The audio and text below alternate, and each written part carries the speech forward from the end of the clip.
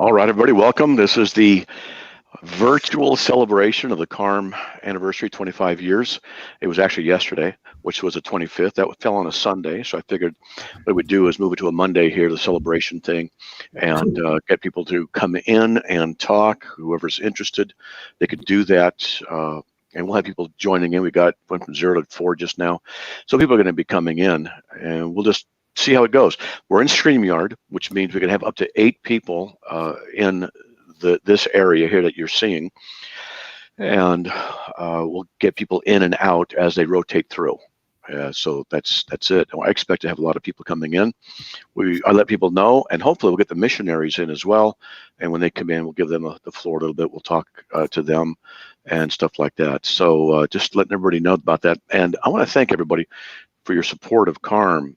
I know there's a lot of people who hate CARM who might be watching, but we also know that there are a lot of people who really do support CARM, like Charlie here and Laura Anderson and Anthony Silvestro down there in the corner. He hasn't really helped CARM in the formal sense of doing things, but he's a good guy, supporter. He's a great man of God. Known him for years. And so we have a lot of people, I'm sure, who are going to be wanting to get in. And just so you know, and maybe I can post a link in here, this is for chatting if you want to get in and be on the video here, and you can check it out. So again, this is the 25th anniversary virtual celebration shindig for the Christian Apologetics Research Ministry. I started the ministry 25 years ago. So what I thought I would do is tell you why I started it, what the reason was. And it's really kind of overly simplistic. It was more or less an accident, because what happened was, get people added in. Charlie, are you able to add people in? I can if you'd like, yes. Go ahead, you can just control it. It'll be fine. Hey, Joanne. Okay. So actually, Charlie is the one who got me involved in apologetics. We were at a Bible study. I hadn't met the guy except maybe a week before, and he read me a quote from Joseph Smith. Joseph Smith boasted he did more than even Jesus to keep a church together. It's a real arrogant boast. And it made me so mad that I snatched the paper out of his hand and I said, "Who said this?" And Charlie said, "Well, yeah, Joseph Smith." And I said, "Well, who's that?" He said, "The founder of Mormonism." And I actually said, "Well, Mormons are Christian, but this guy isn't." And Charlie started to correct me. And one thing led to another. And we started studying with Jerry and Marion Bodine, which he was already studying with them, who were the kind of disciple helpers of Walter Martin from the Christian Research Institute. So we started studying this stuff. Well, I got pretty knowledgeable kind of fast. I mean, I was really intrigued. And so as things often happen, I got married later, and had already graduated from seminary, and I was already answering a lot of questions for a lot of people. Well, there was this thing called BBSs. This is before the internet, bulletin board systems.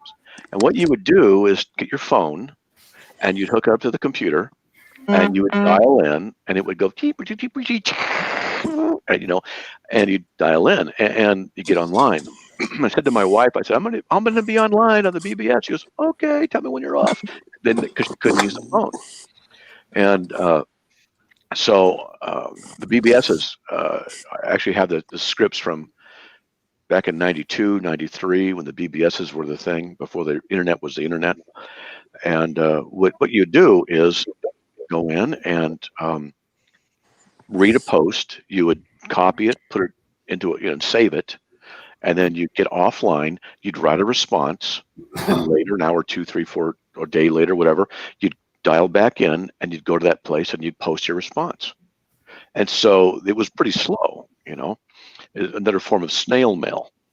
And so this is how it got started. And then one day my wife said, "Well, what's this internet thing?" And I actually said to her, "I don't know.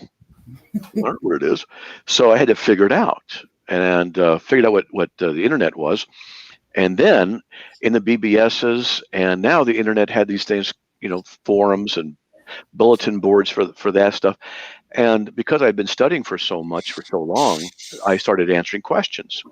And so, I would have the same questions over and over again. So I started putting them aside in a Word document. Maybe it was WordPerfect back then. And then I would cut and paste in these various areas. And then I realized, wait a minute, I've heard of those things called websites. Maybe I could just create a little website and just put the answers up there and just say, go here and look for the answer. Not that I had all the answers. It's just, hey, go here and we'll check it out.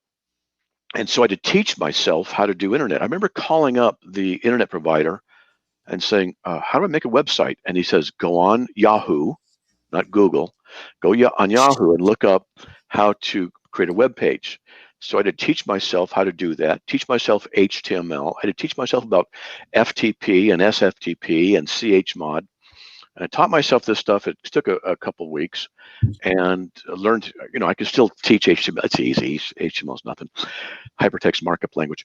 And so I created the website and started putting some of the answers up there, things I'd written and done in seminary and other stuff that Charlie and I had done, various Bible studies and stuff, and started putting it up there. Well, I put a counter up on the page. And I thought, well, this is cool because I'll be able to see how many people are coming to check this out, this site. I didn't know what to call it, CARM. I came up with CARM, but one of the other iterations was, CARM is Christian Apologetics Research Ministry, CARM. And I thought, what I could do is call it Christian Research and Apologetic People. But I figured the acronym CRAP wouldn't work.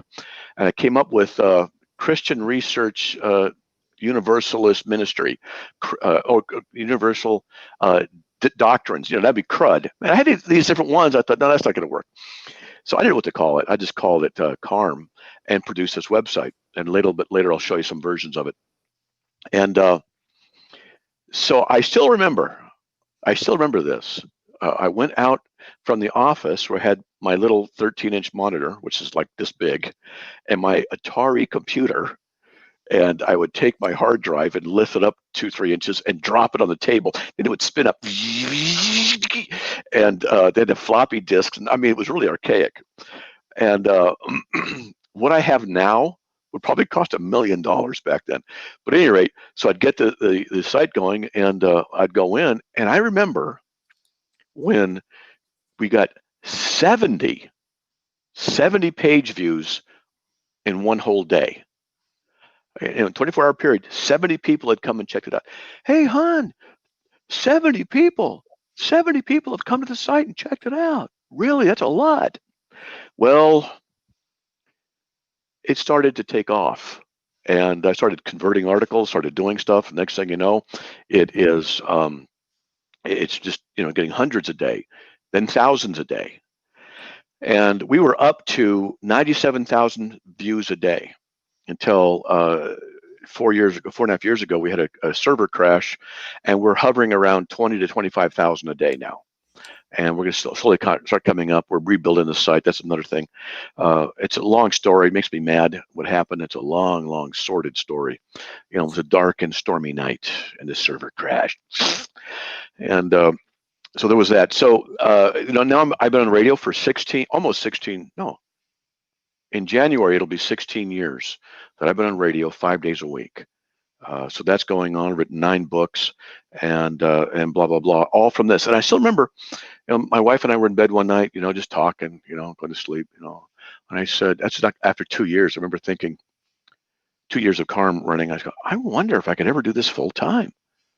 And she said, well, how would that happen? I said, I don't know, but people are interested and they're starting to send us donations. Because I had these little manuals, and I got lots of stories, but they were sending checks for $15 to buy a manual, and it would cost us $11 to produce it. So I had $4 profit. Yay! Big money. And so I go, I wonder. And it wasn't until 15 years ago that I went full time in CARM. When I moved up here from San Diego to Boise here area. And I was working at Hewlett-Packard there and Hewlett-Packard here. And so I was working half-time at Hewlett-Packard because I was doing CARM half-time, so to speak. And I remember telling my wife, I said, what do you think about me quitting HP and just trusting the Lord for this? She goes, what? Quitting the secure job for this? Are you crazy? So every few weeks I'd say, "What do you think about me quitting?" What, quitting? And the money was there, and we were able to. I said we could do it. She goes, "What?" And then one day she goes, "I think you could do it." And so I said, "Okay, I'll give my notice." Gave a 2-week notice, and it was weird. It was weird that one morning I woke up, no more going to work. My job was here, and I started working on the website, and I would work, and it just expanded and expanded, and 25 years ago I started it, and here we are. So that's a brief history. That's a brief history. So if anybody wants to add anything, maybe Charlie could, because I've known him for more than 40 years. So Well, yeah. If they want to read that quote from Joseph Smith, I'll post a link yeah, to it, and they can read it for themselves. That's what got you oh, wound up to it begin wound with. me up all right. Man, did it. Am I gonna get credit for it now, or is that gonna give me I think blame? blame is probably the real thing. Yeah. Yeah. So anybody wants to talk, Hey, we have to mute them, or do they can unmute themselves? Yeah, there's a lot of people trying to get in, so we're gonna, I think, cycle people in and Right. out as the openings are available. All right. hey, Sounds good. Matt Slick, how are you today? I know that voice, Dave Neff. David. Yeah, hey, so first off, I want to congratulate you for 25 years of CARM. I know we've had many great discussions and dialogues over the past couple of years, and I also want to say I didn't listen to the whole debate, but that was an interesting debate you had with Sam Shimon from the Islamic sites. Yeah. Yeah, it was an interesting discussion. Yeah, I got a lot of comment about that, but yep, it was interesting. Yes, Yeah, I agree. Yeah. yeah. So your opening about Mormonism was actually kind of interesting because that's kind of what I was kind of wanting to lead into with Mormonism. Um, so, what exactly is the Book of Abraham and all of this? Well, I guess even a more basic question is how did Joseph Smith actually write the Book of Mormon? He probably took the manuscript from the Solomon Spaulding issue. Solomon Spaulding was a Presbyterian minister in the early 1800s who wanted to write a novel in order to make money because it was very, very economically depressed in the area. And he passed away. And people who knew the manuscript and read the Book of Mormon said it's the same thing. So there's some eyewitness accounts about that. And that's what we think is where he got it. He made it up. He Right. was not a true prophet at Yeah, all. oh yeah, he was a lying sack of crap. If Yeah, there's that's hell sock. yeah, That's what I call him. Hell yeah, sock. A lying sack of crap. That's yeah. right. I will say that if there is a hell, then I'm sure Joseph Smith is at the very bottom of it. Yeah, yeah, along with Muhammad and some Yeah. others. But yeah. Oh yeah, definitely. Here's my wife. So yeah. Yes. You want to So, come on in the camera? Sorry, can we finally get to see your wife? Because you keep mentioning her and we never see her. Okay. People are okay. Let me get the chair for my wife. Hold on. Okay. Okay. We want to finally see her. Okay. Okay. So here's my wife, and I'm going to put her right here. And I'm going to set the thing up so that you can see everything. Let's see. There we go. All right. There she is. Now you saw her. Okay, see ya. There we go. Wait, I did. Okay. Oh, oh, hi.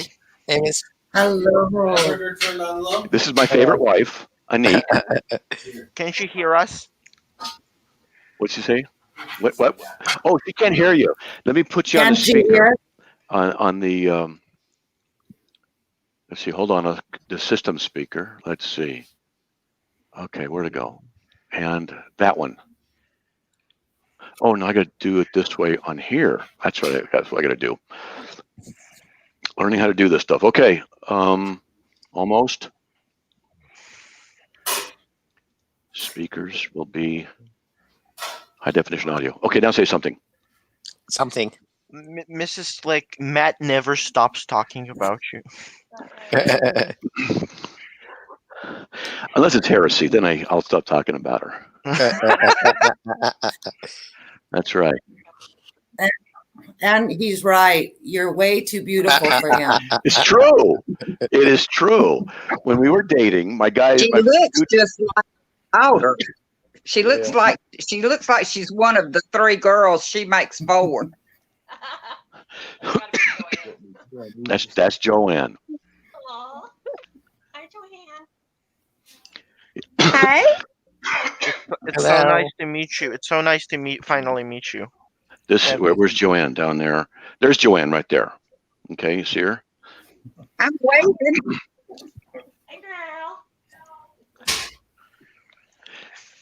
So I told them about how CARM got started and how you asked me one night, "What's the internet?" And I said, "I don't know." I don't know if you remember that. Do you remember that? I'm supposed to know everything, and I didn't know. So she mocked me, probably mocked me for that one. So Joanne, I have a question. Matt always keeps claiming that he's 6 feet tall. Is he just exaggerating, or is he telling the truth? I think he's lying. I knew he was. Probably 5'11" and a half. thanks. Let's go to the bus. That's called cutting you down to size. Yeah, that's what she's doing. Thanks a lot, hon. Appreciate that. You can go now. It's really good.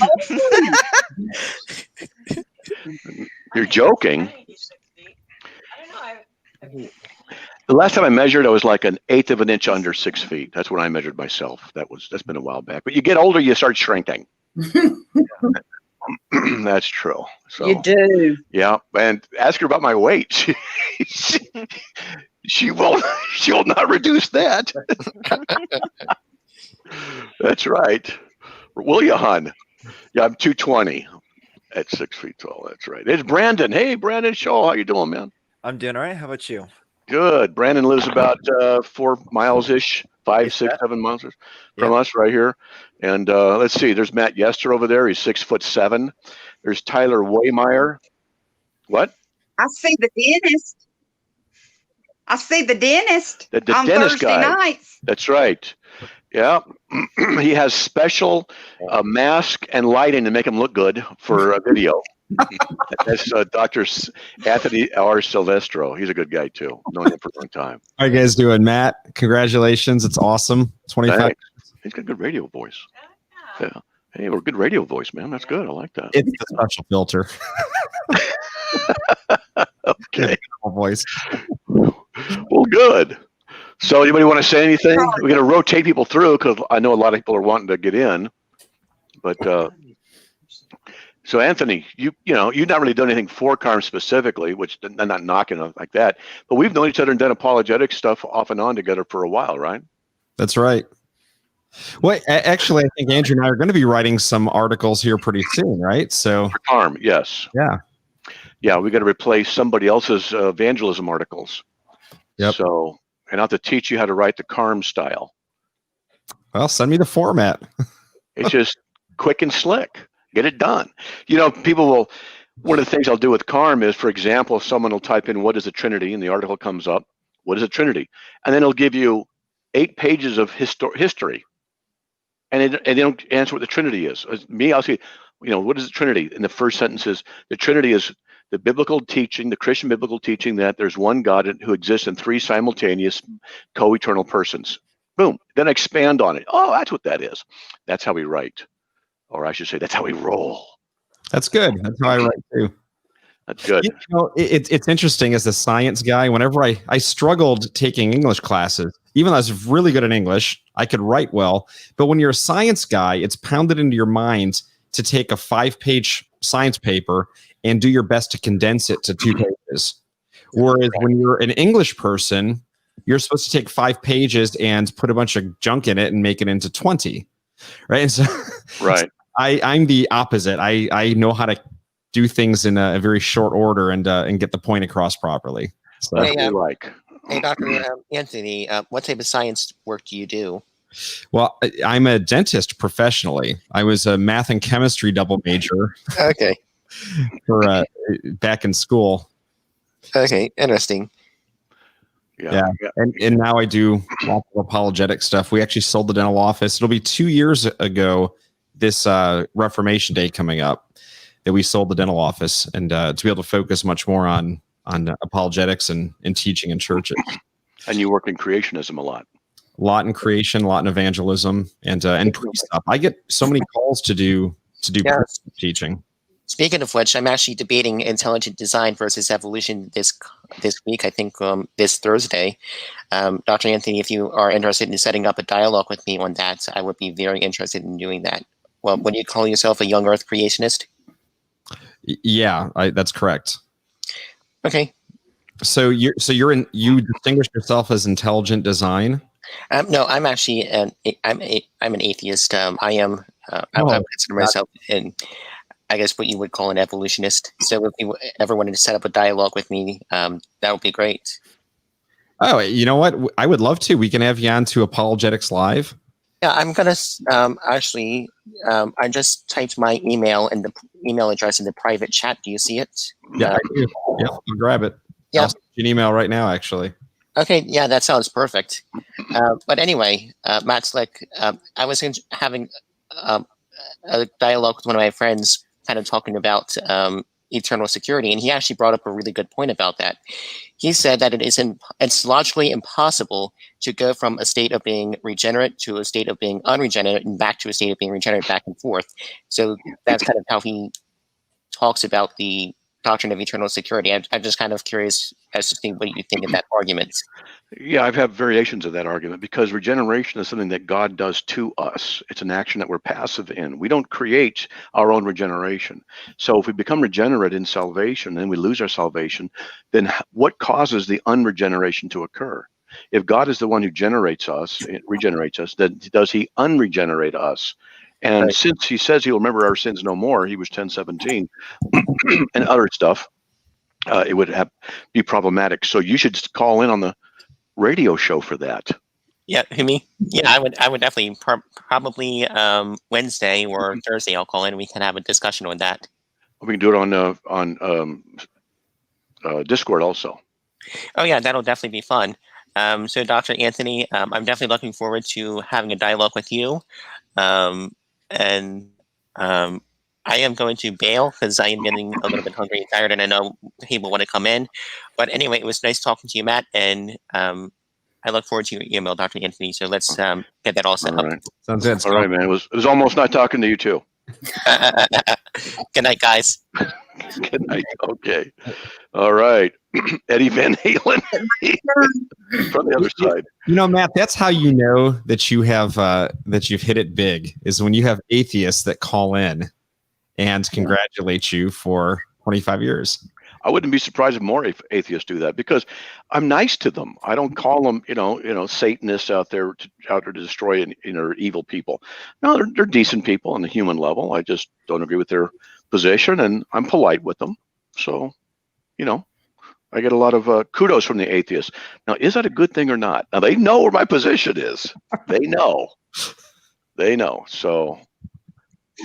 And David, we've known him for a long time. He's always been very civil and very polite, and he's a treat to talk to because he's civilized. Yeah, he is. He's a good guy. He's a good guy. They're trying to figure out how to do all these people in here.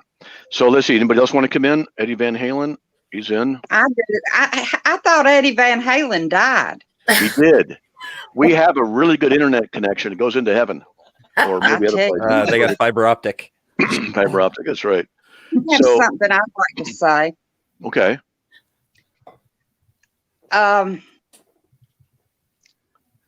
just like to say that through CARM, and I've shared this, but not with everybody.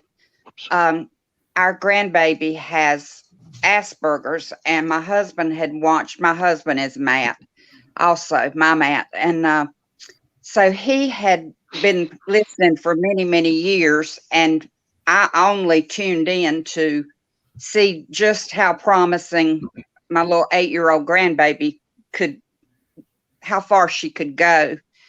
And from that,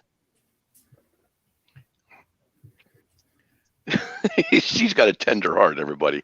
She does. From that has come such growth that is definitely from the Lord, but it has been delivered through y'all. I've made some of the dearest friends that I have through here, and y'all know who you are. So I won't call out names and leave anybody out, but I just want to say happy birthday and thank you for everything that y'all have done. And Anik, I'm sure has to be in the ministry and to be successful, there has to be a woman behind you that is very giving, and she's done that. And she's so right this behind me. is, yeah, she is. You said behind me. And so, hey, Charlie. So that's what I want to say is y'all mean the world to me, and thank you for everything. Well, you're welcome. Praise God. Joanne, before you go anywhere, if you can, I'm going to send my email address in the private chat to you. Reach out at some point, because there are holistic ways to deal with autism spectrum disorder, especially at a young age like this, through diet therapy and whatnot. We had to do that with our son. Some of the stuff that Matt had told me several years ago had helped out in terms of behavioral therapy stuff. But then there's a whole other side in terms of the body chemistry that can be helped out tremendously through diet. So we had been doing that stuff with our son for years, and it's helped tremendously. Yeah, usually it's heavy doses of sugar and caffeine. Yeah, and lots of milk, and yeah, lots of milk, and no roughage. So yeah, it helps out. Dr. Anthony, can You're I? muted. You're muted. No, I'm not. Can y'all hear me? Matt's saying I'm muted. TV's behind. We hear you. Can you hear my wife when she talks? I can. She's quiet, but yes. You muted me. I'm going to put you on the. Do you need my email to send me that? No, I just sent it in the private chat right now to you. Okay, I really would appreciate that. She's just been diagnosed with she should be reading 55 words a minute, and she's reading 13. So she's in the 3rd grade reading at a 1st grade level. She has a whole lot of specialists, and I mean, God doesn't make mistakes, and he gave her to the most perfect mommy that there is, and that's my baby. But any help is very encouraging. It's one heartbreak after another, and not because of us, but because she struggles, and I feel like as she gets older, she'll find her knack, and things will be great. It's just, right now. Mm-hmm. You two ought to connect and talk, and I'm sure that Anthony's got some good advice and stuff. So I put you on a different microphone now. You should be able to hear me and my wife equally. Okay, I'm gonna mute. Okay. All right, let's keep going to see who wants to say something. Laura. Yeah, I'll jump in there, yeah, and then I'm tired of looking at my face on this screen, so I'll jump out. I just wanted to say, when I started out listening to you, I was listening to Christian music, but Caleb got sickening, and they don't promote Christianity anymore. But my husband would listen to you all the time, and I was like, oh, who's that blowhard? So I was like, I didn't like it, and then I got to where I was wanting to just listen to ministries, and got really attached to you. And then when I had to quit working, and that's when I got to watch you all the time. And I've just so much enjoyed all your material. And oh my gosh, now that I'm helping edit, I really know how much material you've written, and it's crazy. And I've got to share a lot of it. And, I first started out with doing your schooling, your online schooling, and that was just amazing, and started getting people at church to do your classes. And so it's just been a blessing to be able to help and to see all the people that you're reaching. And it's been a wonderful experience, Matt. Thank you.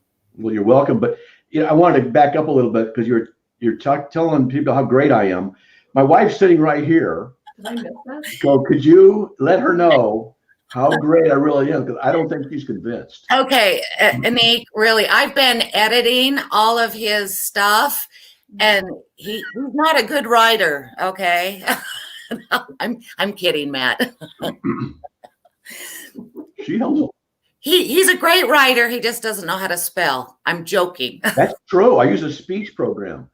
No, Matt is great part. Oh, okay. Matt is so great. He is so great. All we talk about in my house is Matt is so great. Wait, my husband will agree with me. Say hi. How great is Matt? Where are you? He's in grade. And a voice for radio. And a voice for radio, he said. And a face for radio, apparently. No, he didn't say that. Anik's we're telling her how good you are, right? That's right. She's not convinced. I can tell. Trust me, she is not impressed with me. Well, the night's still young, Matt. Okay, well. How much is he paying you to say all that, Laura? And I do want to say, though, it's been really nice when you have your shows during the day and, getting to have so much family now that I've just fallen in love with as we pray together, we share, and that's been on top of just the learning experience and is having this bigger family that I just love very much. Well, praise God. Yeah. Praise God.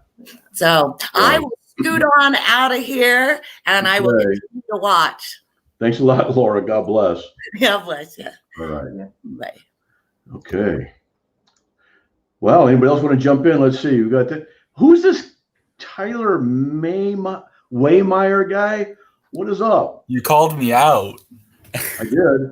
Yeah, what's up? Yeah, I'm 16 and I had some questions about SDA. So I talked to my pastor and he showed me you guys. So I started reading into it.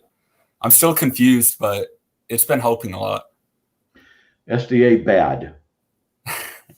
Yeah, well, I was watching a YouTuber. I forgot his name, but he was SDA and I didn't even know. So I kind of got brainwashed. But now I'm trying to get into like church history, and CARM has been helping me. Good. Well, good. If you want, I have a file. I got to put them up someplace. It's a searchable thing of the church fathers, and if you're interested in that, I can give that to people. Things like that. It's a really good tool. It's years and years old, but I still use it occasionally. Now that I have everything on Logos, but that's one thing. So you're 16, huh? What state do you live in? I'm in California. Where in California? Bakersfield. Oh, I'm sorry. Yeah. Bakersfield. I was watching your live a couple of days ago. Someone else was from Bakersfield, so. Yeah, I've been through Bakersfield. They have a good McDonald's there off the freeway. It's a big McDonald's. I remember I stopped there a couple of times. You got to go. Was it the 95? Is that what it is? Oh, I don't know. I'm really bad with that location, but I'm planning on leaving. I'm going to Tennessee or something. All right. Well, good, man. Good. I'm glad you've been learning from CARM and other stuff, and so praise God. Yeah, I want to like prove my faith more. I got into philosophy, and I think I can prove God. I just can't prove Christianity yet, and that's why I'm getting into like our founding fathers, all that. Well, I'll tell you what, the next guy I want to talk to you is Matt Yester, and he and I do Discord, and he knows a lot of philosophy and some other stuff. There are ways to demonstrate that God exists. I'd recommend that you check out Discord, become friends with he and I, and follow us around. Not that we're great or anything. He's great, but I'm not. But you can look and learn. We have some good guys there who can really open your mind to another direction of apologetics and philosophical argumentation, logic, the necessary preconditions for intelligibility, moral absolutes, things like that. Abstractions, transcendentals, universals that we use. So there's all kinds of stuff. All right. Yeah, I'll look into that. I'll type in my email and then I'll let more people come in. All right. Yeah, you have to email us or just go to Discord and just look for Matt Slick. I'm Matt Slick on Discord. Most people have nicknames. And Matt Yester, he goes by Matt Yester. Okay. So we don't hide behind nicknames and then throw rocks at somebody, and we're not cowards. Of course, some of the women I understand they got to have nicknames, but I can understand that. But that's why Dr. Anthony R. Silvestro has a nickname. I think his real name is Bubba. Just one word on his birth certificate, Bubba. I think. I'm not sure. I've heard stuff. So. I'll get off too, so somebody can have my place. All right. Bye, Joanne. Okay. Bye, God bless. See Bye, ya. Charlie. Bye, Dr. Dennis. I don't know what to do. Hey, Charlie's working it. We'll get you out there. Let's see. Yeah. Okay. And there's Luke Wayne down there. Oh, let's get Matt Yetzer first. Hey, man, welcome up. Welcome, buddy. Sure, man. Yeah, let's say happy anniversary to CARM. Happy 25th birthday, and God bless you, Matt Slick, and to God be glory. First met you or heard about you back in about 2010, 2011. I think it was about 2010, and saw someone was reviewing your interaction or made mention of your interaction with that lady from the Rational Response Squad, going way back to the late 2000s, early first decade of 2000s. There, I said, all right, I got to check this guy out, and then got into your show, your Ustreaming at that time, and That's right. just was totally addicted to that. Started watching the shows, taking notes, and then you made mention of Pal Talk at the time, so we got on Pal Talk. That's how I first heard you, on some other different media and stuff like that, and got to know each other on there quite a bit, and then once we got into videos and stuff like that, once we got on Google Plus and stuff, and then people started sniping the Hangout stuff, so we moved to Discord. So, but I think it's been about a decade we've known each other. Yeah, and sure. Learned a lot, and really got me studying stuff a lot deeper. And he pretty much made me a Calvinist. When I first heard you, I wasn't a Calvinist, and every time you brought up, I'm like, okay, I need to refute this guy, and started studying out in order to refute you. Then I couldn't refute the arguments, and heard counter rebuttals; they weren't really flying. So. Yeah, listened to you enough to turn me into a Calvinist. So. You're predestined. It was predestined to happen. It was predestined as well. Yeah, of course. Right. Yeah. When I first heard of Matt at first, it was it was a couple of years ago. I was still in my teens, and there was this geocentrist Catholic guy that I was interested in.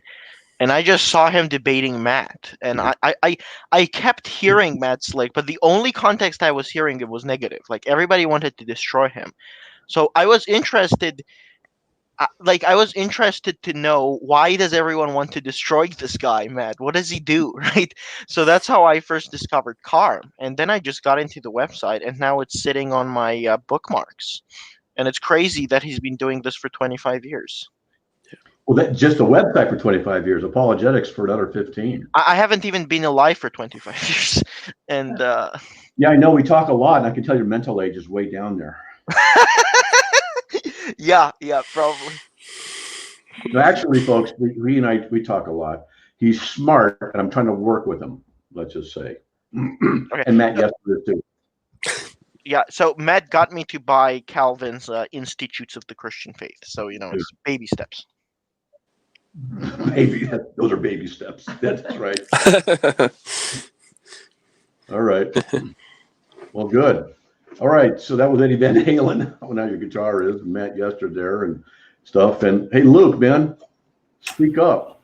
Hey, Luke. No one wants to hear from me. Just so you guys know, Luke is one of our writers, employee. He works full time with CARM. And how long has it been? Like 4 years? This January, it'll be 5 years. That's too long. Wow. Yeah. Man, it does not seem like that long. Wow. Yeah. So we're hitting 25. So I've almost been writing for you for 20% of what we're celebrating today. That's right. Wow. Man, I remember I was at Bill McKeever's house when I called you. We were having discussions with other people. And I was at Bill's for whatever reason.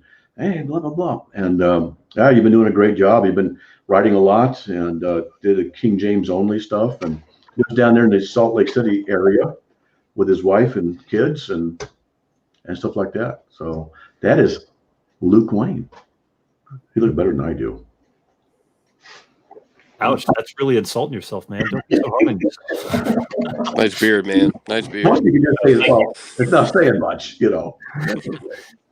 No, but it's it's been a joy and a privilege to be able to write for CARM. You know, looking back over, you know, back in college, I was using CARM in my early days of apologetics, going out and sharing the gospel with going to all 5 Kingdom Halls in Tallahassee while I was going to Florida State, and meeting with Jehovah's Witnesses, you know, 3 or 4 days a week, and until they all started communicating and figuring out what I was doing and kicked me out of all the Kingdom Halls at once.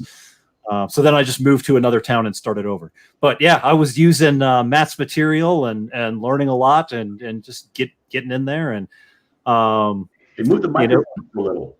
Oh, sorry. Is it not coming through very well? No, it's hiding your face, which could be good, but there we go. You guys still hear me okay? What? Yeah, we can. But yeah, and then you know, by God's grace, here I am all these years later. Now I'm writing all the good articles, and well, that's right.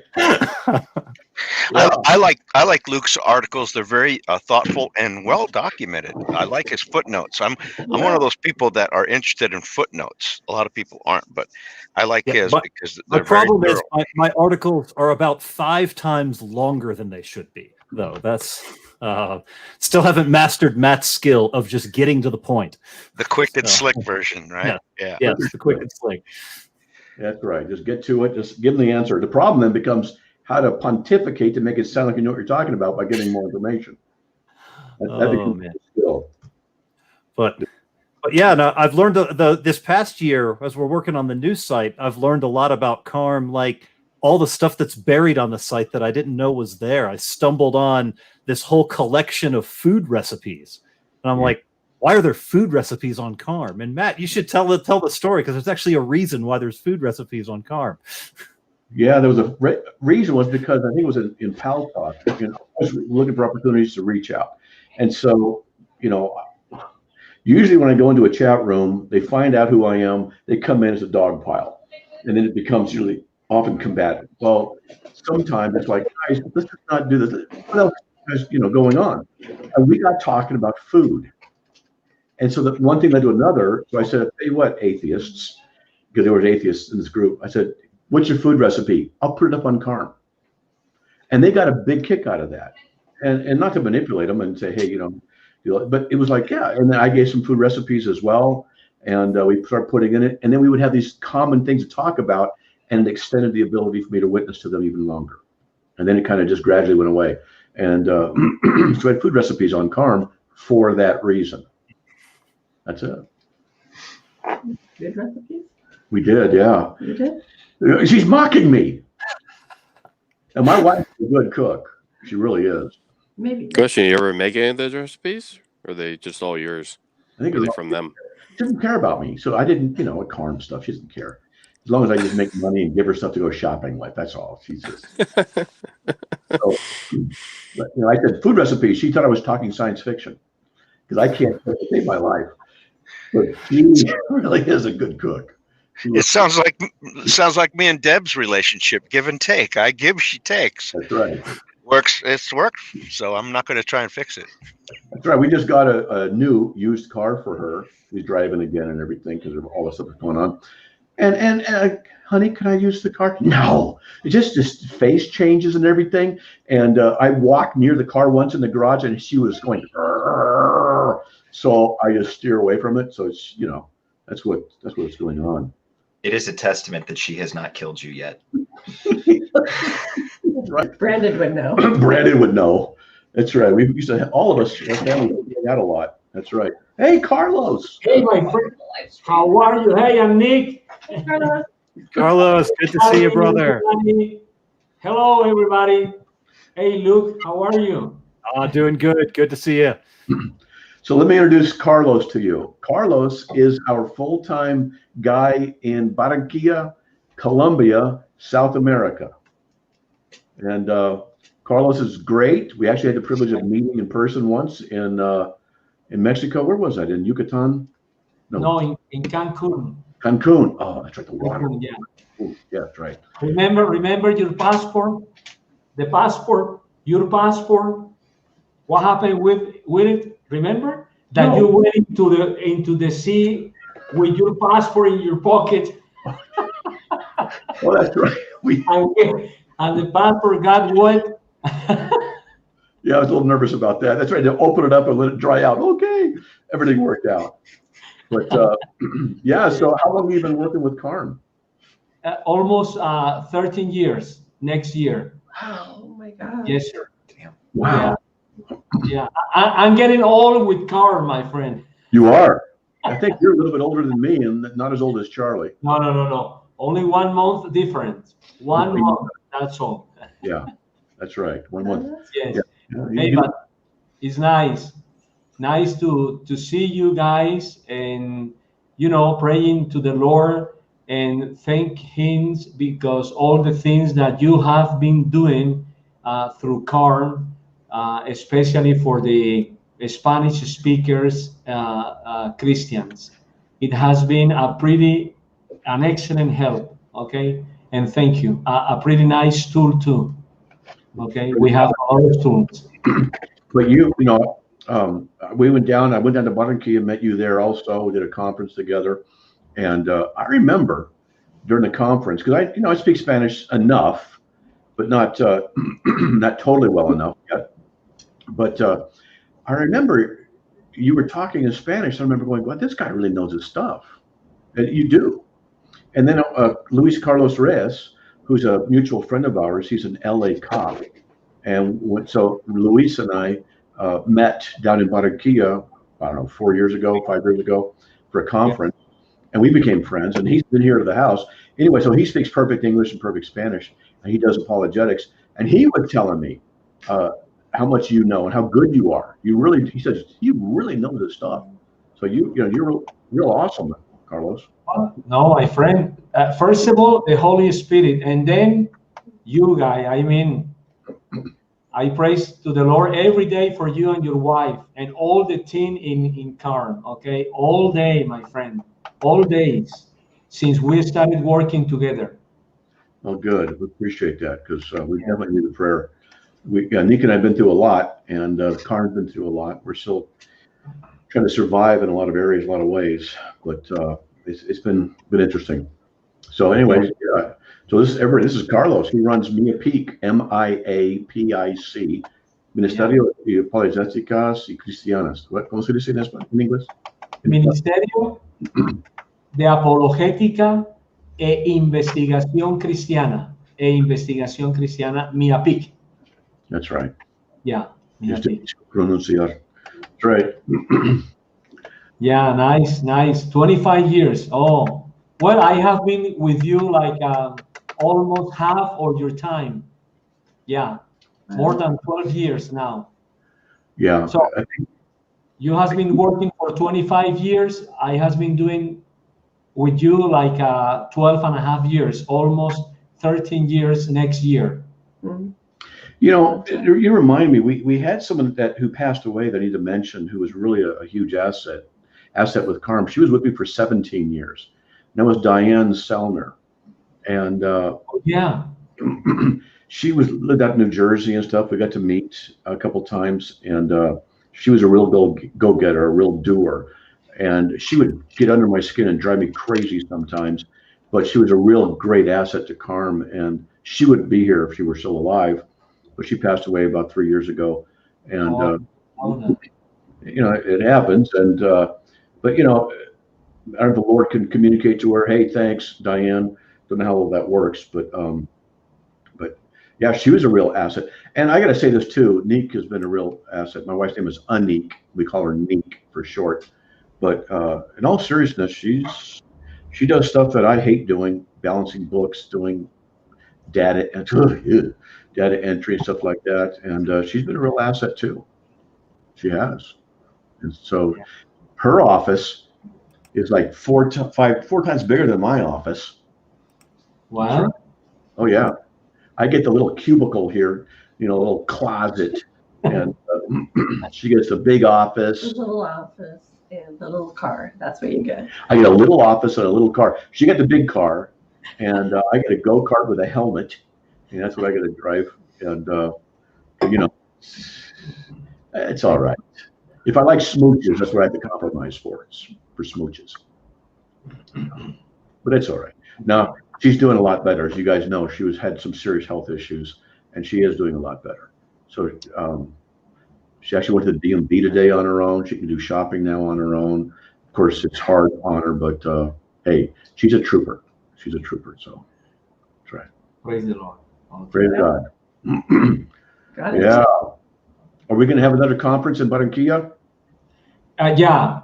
Remember that we tried to establish another Congress, but because of this virus, we couldn't do it. But we are planning in His name to have one next year. Okay, and that's the idea. Probably in March. That's the March or probably April. Okay, we have been praying for that. Okay. To see if we can have you here, and we can have Luis Carlos, and probably we have two or three more apologetics guy. Okay, and probably one or two from Latin America. Good. Yeah, that's the idea. Yes. I wonder if David Brito could come up and meet us in Colombia. Oh yeah, probably. Yeah. Yeah, it would be nice. Sure.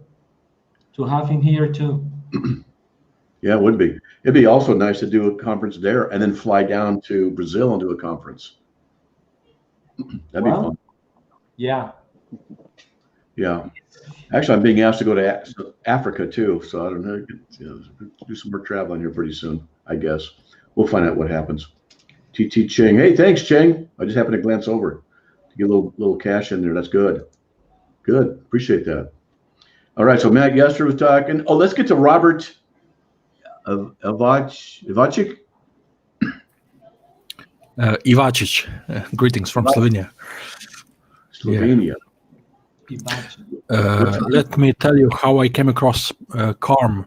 Sure. Our pastor, Todd Honeycutt, he told me about CARM after I came across a strange web page where there was like a click-through Bible study where I thought at the end that I have to be baptized to be saved.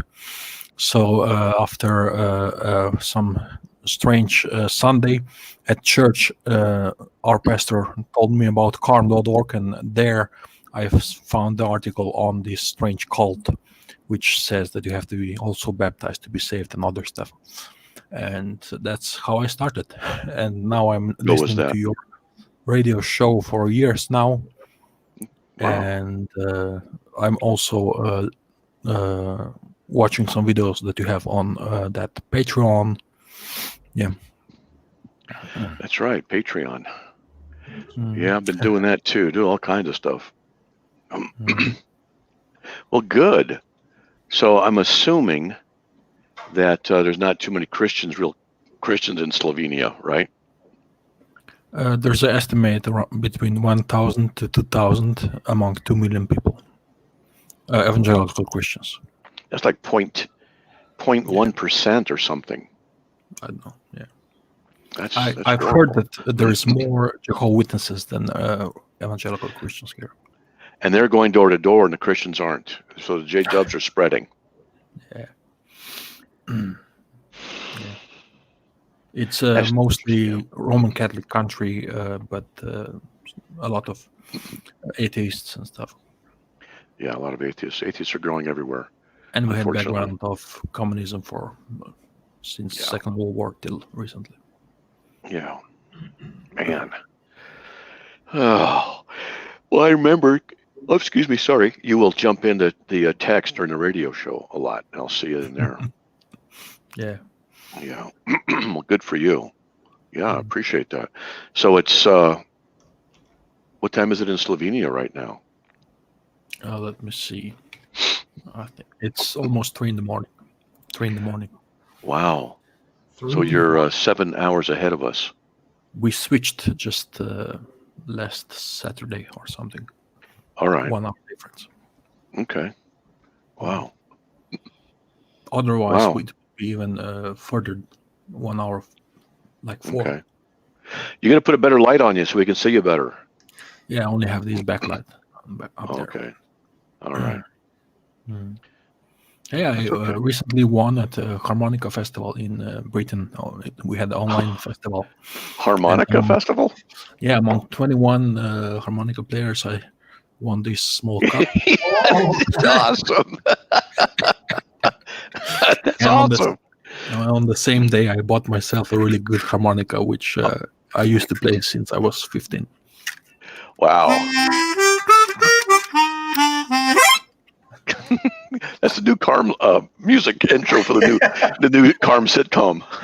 It's such an easy pun to do right now. The Carmonica. There you go. Harmonica. Oh, that's good. That's such an easy pun. Harmonica. I like that. Oh man. Yeah, we need a CARM sitcom. That's what we need. You're a heretic. No, you're a heretic. You're a heretic. Yeah, it'd be fun. All right. Hey, Brandon, man. I'm surprised you came on, but that's good. How you doing? I'm doing great. I saw your video yesterday about it being the 25th anniversary of CARM, and I'm like, ooh, I got some good stories. Okay, tell us one then. Well, there was the Mormon temple that they decided to open in Twin Falls, and I think it was open to the public for about 5 weeks. Yeah. And we turned it into a game based on people flipping you off or coming up and causing a problem. Matt, of course, won by default one of those days because a bunch of Mormon missionaries mooned him. They got mooned. Yeah. That was definitely what took the cake. But who won? But somebody won the most flip-offs in one day. 26, I think it was. I don't think it was me. It might have been oh crap.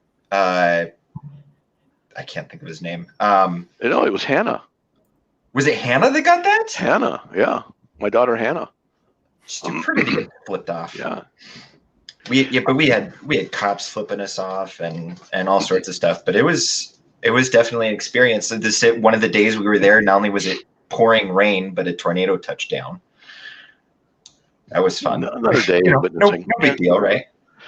I remember we had to dive for cover when the guy with the 50 cal was going by strafing us in his P-51. It was bad. You guys should have seen Matt. I didn't know his back could bend so far. Just straight up Neo move. It was like Matrix. Yeah. That's right. Now, there's one thing that happened out there. I was on the boulevard, and this guy pulled up in a truck. So imagine there's the fence where the Mormon place is, and then there's like 4 feet of grass. Then there's 2 or 3 feet of sidewalk, another 4 feet of grass, then the street. So the guy comes up on the street, and it's his truck. There's no parking on the street, right? It's a boulevard.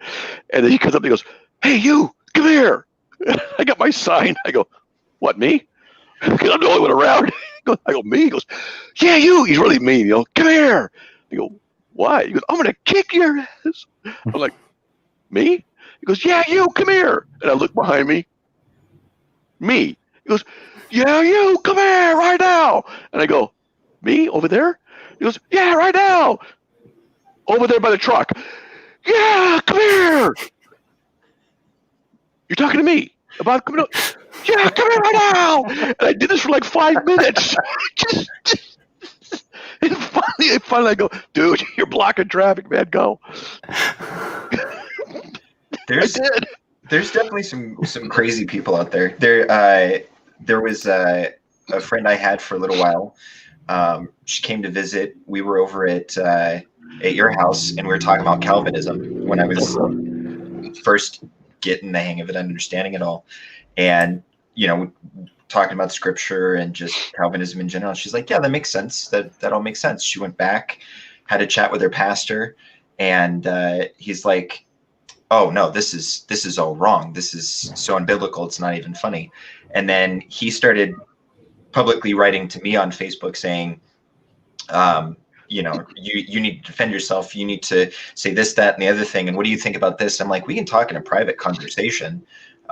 If you want, I'm down for that, and wouldn't do it. And we went back and forth and back and forth. And, you know, I'm quoting scripture and he's telling me what the church decided that year. And at the same time, he was emailing you and saying a bunch of stuff. And I said, well, maybe you should contact, you know, Matt Slick. He's a friend and you know, you're a pastor, you're educated, fine, you know, go talk to him. Because one of his big things to me was, well, I have a master's degree. What do you have? And I'm like, I like to think I'm smart.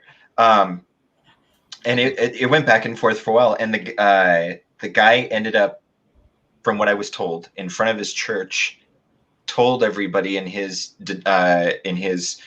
congregation that Matt and I were going to hell, which to me, that is one of the highest compliments I could ever get.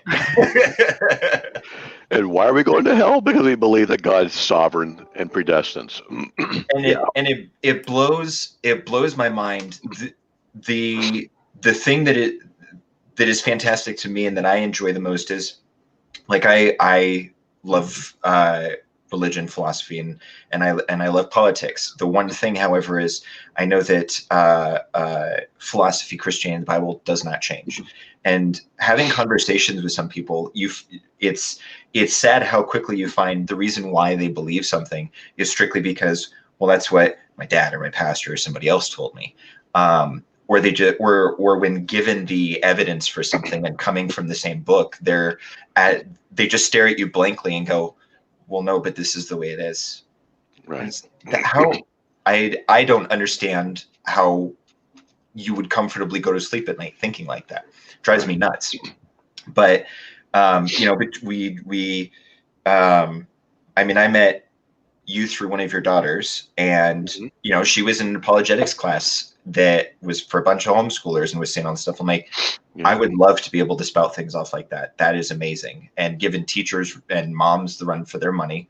And that kind of went into the Twin Falls Mormon Temple. And we did the trip to Manti and met Bill McKeever, and who was fantastic. And, you know, not only is a repetition, but I don't know, it's fascinating the things that other people believe. And I've always stood by, you know, if you can prove to me with logic and evidence that I'm wrong, then it should be my responsibility to change the same way I would expect for anybody that I would have a conversation with. And unfortunately, one of the things Kendra and I inherited by buying the house was it's already been blacklisted by all the Mormons and JWs.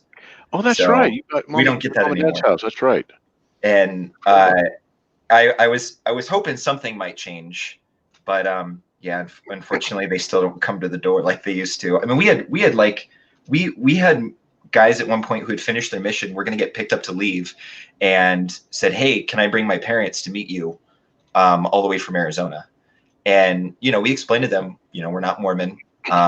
We're having a conversation. You know, if you can prove to me, and we'd have, you know, they'd come over at 2 PM and leave at midnight. In fact, at one point, you gave them a ride home, and we're like, Matt, be nice. Yeah, the anti-Mormon's a nice guy. Yeah, we can't. Yeah.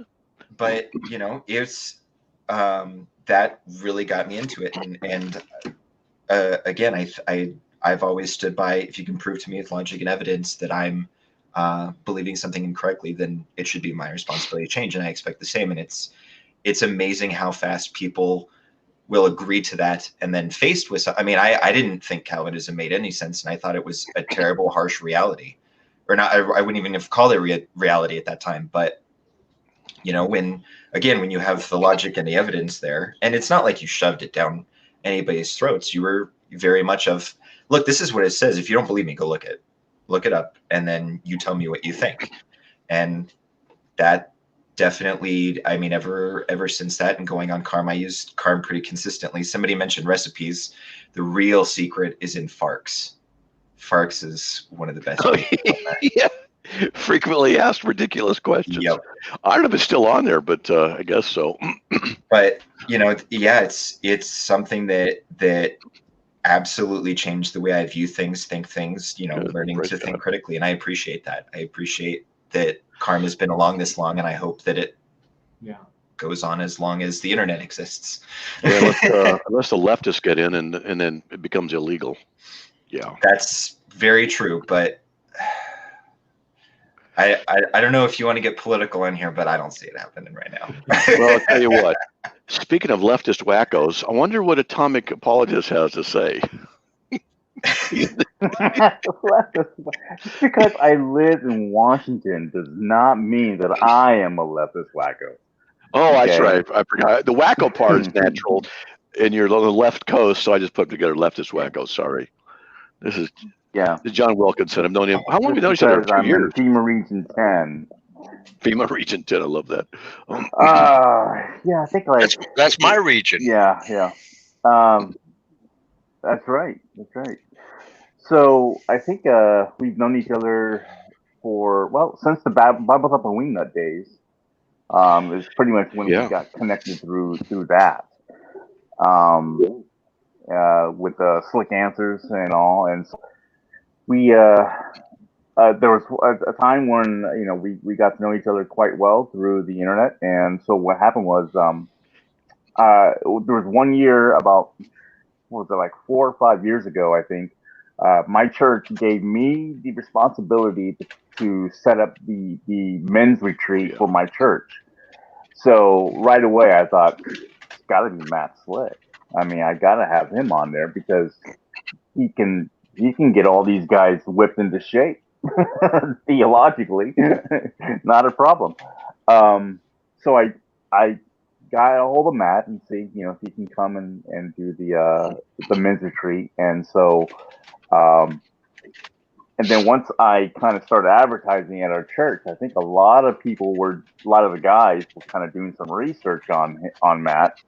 And I don't know, if you Google Matt Slick's name, you're probably going to find more sites that are hateful towards him than good things, I guess. And so, so I did get a little bit of some resistance from some of the men in my church, but he was already scheduled to come, and so it was going to happen. And so.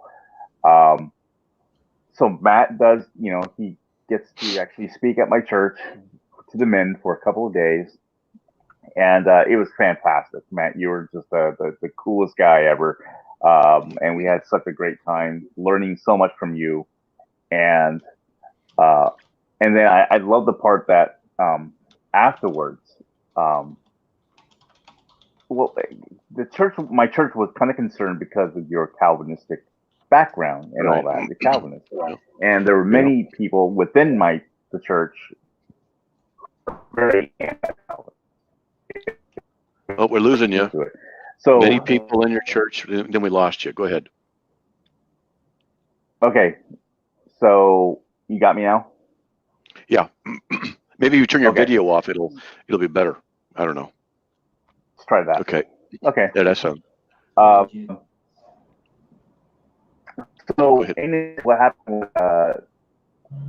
So what happened was that Matt spoke about being a man, within the Christian community or within a church, and he never brought up anything about Calvinism at all. I mean, it's fantastic. I mean, and whenever he did kind of edge his way in towards anything of the 5 points, he would ask permission first to my pastor, which was a fantastic way, example and all. And so he, afterwards at the end, he got confronted by a couple of guys who were very anti-Calvinist, and Matt stood his ground.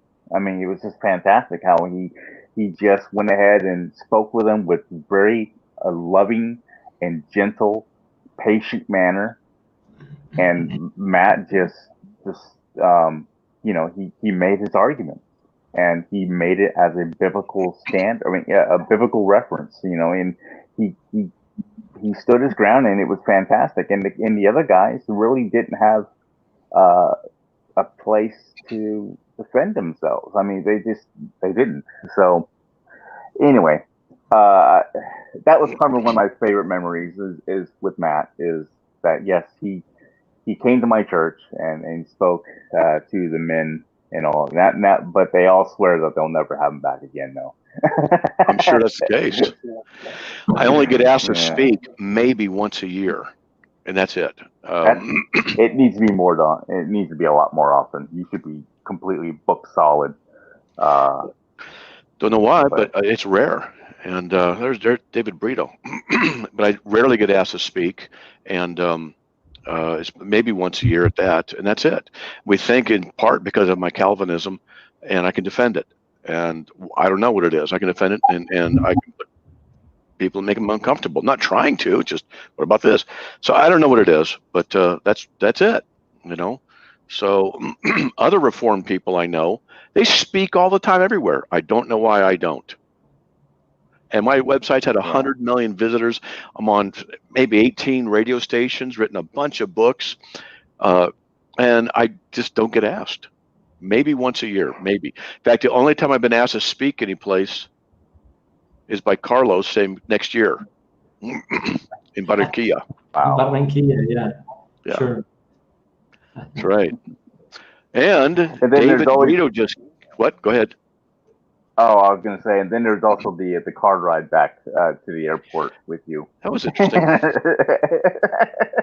wasn't going to bring it up, but let's just say that we got we got sandwiched in between two large vehicles and almost got crunched.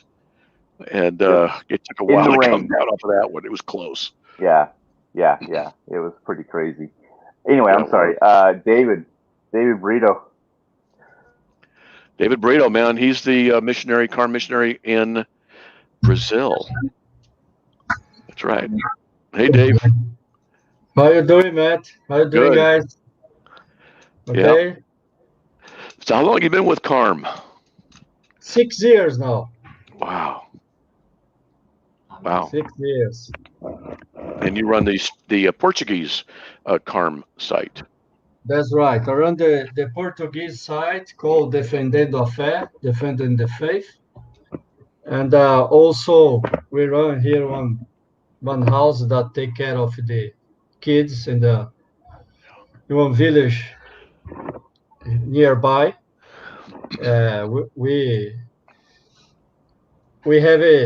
We are also leading a church-based gospel center effort to help provide for the basic needs of the families of children whose parents lost their job during the pandemic. We are distributing boxes to each household containing rice, beans, cooking, etc. It's about 100 boxes of food to help 8 families. And even before COVID, many of those families were only able to eat every day because of the meal they received at the school. With the school closed, the aid we provide has become that much more essential. So it's very good to people know that CARM do more than apologetics. So we do the social work as well. Oh, you're the one who's doing that. I'll be very glad and to be part of the CARM team. Well, we're glad to have you, both you and Carlos. You guys do great work. Seriously, you're awesome, and you've been real faithful, and we really appreciate you. In fact, Carlos and I were just talking about maybe next year, you know, if we go to Barranquilla, maybe you could fly up to Barranquilla. We could maybe have CARM buy the ticket, whatever, because on the traveling costs, you know, ministry and all that kind of stuff, we can work it out. Or after Barranquilla, I could fly down to Brazil. We could do a conference. Oh, it would be awesome. Yeah. It would be great. Yeah. So it'd be fun. In fact, people don't know, but we have 2 other missionaries. One's in Turkey and one's in Malawi, Africa. And so it's in the middle of the night for these guys. And I said, don't worry about it, you know. And so we have Togrel in Turkey and Joster in Malawi.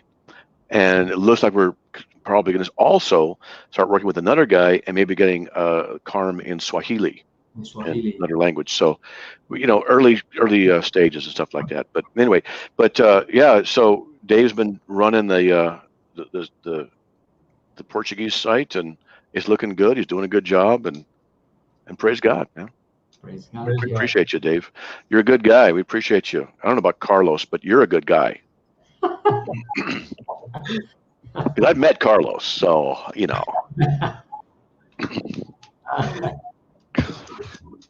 Oh, I know your jokes, man. I know them. Joke? Who's joking? Wow. No, you guys are really great. We do appreciate you. It takes a lot of dedication to do what you do, and I just wanted to make sure you guys were on and saying hi to everybody. They could see you guys. That CARM is not just one guy sitting in a chair and does radio and writes articles. You know, it's Luke Wayne, and it's evangelism. It's Brazil, Colombia, it's Turkey, it's Malawi, and we're expanding. And we're barely able to make it, but you know, God just keeps providing. Yes. And so all we can say is, okay, praise God, just keep providing. And I'm telling you, barely making it. Okay, He keeps providing. I got to the point now where it's like, whatever, you know. So Yeah. He just takes care of us, and He'll continue to do that. Oh, there's the website, the Spanish website. I mean, the Brazilian website. The Spanish one is miapic.com, right? Or is it org? Yes. No, that org. .org. That's right. .org, yeah. Yeah, miapic.org. That's the Spanish version of it. And yeah, okay, good, man. Thanks for coming in. And let's jump on over to this guy with the long name, JL. Oh yeah. So, tell us about yourself, JL. Oh, don't hear you. Speak up. No, nope. No, you got to check your connections. Are you on Windows? How's that? There you go. Okay. We hear you. No, I'm actually on Linux. I'm a little more of a nerd. Wow. Yeah. Linux. Wow. Yeah, Okay. no, I had Which to version? Ubuntu and with the Okay. GNOME desktop. Okay. I like to tinker, as do you. Yeah, I can learn not to tinker this machine though. When you have the time. Yeah, that's right. Yeah, no, I came out of Mormonism. I'm a kind of new CARM supporter in the sense of monthly donations and stuff, but I'm pretty new listening to it, and I'm trying to read the site, which is obviously huge. So just realizing the scope of the site and getting into it and trying to go back through the conversations that you've had with the various folks in your apologetics conversations. The dialogue, yes. The dialogues, yeah, exactly. And I was going through the lost book section, the pastors and teachers section, just so much. I mean, the point is there's a lot, and I'm definitely praying for you guys a lot. Thanks. And because we can't do anything else without the grace of God in our lives. And so no, it's a beautiful thing. Interestingly, I was raised a Mormon, lots of life of things of non-Christian life, and then God saved me a couple years ago, in which I actually even wonder if I had like a false conversion a long time ago, but now I'm in the Lord, because of just change of life and other things. And but yeah, no, God is so good. And I'm in this interesting Bible study with some folks who are clearly not Reformed, and I'm leaning more and more into the Reformed faith as time progresses. The more I read, the more Bible I look at and read and study, the more my life is drifting into the Reformed faith and just sort of appreciating what it is as the presuppositional elements of it and things like this. So I praise God for all of that. And I think that in this day and age, and particularly this year, I feel the providence of God has kept me from going in the dramatic way that certain things have had. So I just praise God for that. So I thank you for CARM, Matt. I just want to thank you because you really actually are very helpful to me as I listen to your show and think about some of the things you bring up, and you're really helpful in an apologetics context because you are amazingly simple in the sense of not letting things go when you're in conversation. And so what I mean is, like, in a good way, when somebody gives you what they think is of an answer, it's actually not an answer. And they think they're giving you something that's responsive. It's like, no, wait, you actually didn't answer the question. I'm therefore going to repeat the question to you again. And I think it's so simple, but it actually is so important. And I'm just coming to put that into practice more and more with actual humans, like on the street, because I've had other apologetics approaches, and I'm finding that this is even stronger because of the way in which we use the Bible, but don't get too. I mean, you can get all philosophical. Yes, you can get all philosophical if you want, but I think this simplicity of using clear and simple logic, and just listening to the actual answer to an actual question, in which an actual answer has not been given. So I do actually thank you for that, Matt, and praise God for that. Actually, no joke, because it's such a simple thing, but it's so helpful from a human to human relational sense of like on the street evangelism that shows I'm actually listening to what they're saying and trying to interact with them directly and respecting their, responses and because I'm listening to them, I'm trying to listen to what they're saying. So I do thank you for that, Matt. That's really been helpful for me as I try to engage in more apologetics. And so I will eventually read the whole site, but it might take me 3 years to read the entire site. But that is actually a goal of mine. And the more I read, the more I realize I have much more to read. So anyway, thank you. Well, you're welcome, man. Yeah. Praise God. Thanks for those kind words. Absolutely. Let me ask you, where are you? What city, Yeah, state? I'm in Chicago right now. So. Oh, wow. Yeah, absolutely. So. Is that gunfire here behind you? That's funny. Sometimes it's neighborhood, but mostly it's a little further away from where I am exactly. But yeah, no, it's a crazy town with a lot of things happening. That's the underscored way of saying it, or the understated way of saying it. Do you know where? I think it's Deerfield, north of Chicago, in Ted. Deerfield. That's where Trinity Seminary is out there. Kind of northwest of here, out a bit. So absolutely, it's beautiful out there. That's where I decided to go. I was going to go there, and then I was in San Diego. My mom got breast cancer, and so I had to stay local. So I went down 2 hours south to San Diego. Okay. I went to seminary there instead of Ted's, but Ted's was where we were going to go. But anyway, no big deal. Just trivia. No, absolutely, that is no, and also you were in the Why the Bible conference this year with Living Waters, which I was attending. It was a beautiful thing. Right. It was such an amazing just gathering of folks and giving their various arguments for the truth of God's word. I like those guys. They're good. Yeah, and I know, absolutely. They had really big people on there. I'm like, oh my goodness. Wayne Gruden's a hero of mine. I'm like, I wanted to say to Wayne, hey, Wayne, do you know who you are? You know, wow, you're something else. And so I was impressed. I got to be in the same virtual room with them. Wow. Yes. It was nice.